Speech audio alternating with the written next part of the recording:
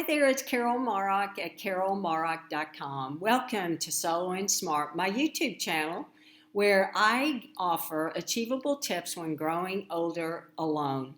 And today's video is about living solo, and it is definitely on the rise for a variety of reasons. But before I go into those reasons, I wanted to share some data that was put together by Our World in Data. And they pulled it from the U.S. Census, probably back in 2018. So looking beyond the family of four is a very big shift for Americans. But this market represents only 20% of our household throughout the U.S. 35.7 million Americans live alone, and we make up 28% of households. And that is up from 13% of households in 1960 and 23% in 1980. And again, all of these data points have come from the U.S. Census Bureau. And the reasons are because of delayed or foregone marriage, longer life expectancy, urbanization, and even wealth have contributed, according to demographers.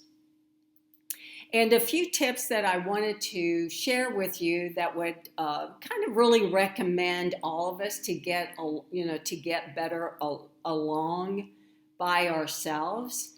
And that is have faith. I think it's a big one to have faith and trust that all will be okay. I know hundreds of people who live alone. And in my Facebook group alone, there are close to 10,000 members. So what does that tell you? There are a lot of people living alone. We face challenges, of course, no doubt about it. But one thing I can say about solo adults is that we are very resourceful, and we've learned to manage very well on our own. And that's what I love about the group, because I learned so much from the members. We have really figured out the best ways to live alone and to age in place, which is awesome. Another good tip is to make time for you. Take good care of yourself. I've been on my own for over 20 years, and if I get sick and can't go to the market to get food, or even over-the-counter drugs for, say, a cold, for example, then I'm up a creek, because I have no one here in my household to ask to run a quick errand for me, or even to get a glass of water. I don't even have that in the house. So the worry of having no one in the house to get me a cup of soup or a cup of tea can be sometimes stressful. And it's a hard reality to deal with. That's a hard reality when you live solo. You cannot rely on anyone other than yourself. So I'm a big proponent of becoming self-reliant. That's one of my biggest tips that I can offer you. So it is essential that you are as strong and healthy as you can be. And this is the biggest reason I personally lived or moved to a high-rise building, because I have close neighbors that where we can look out for each other.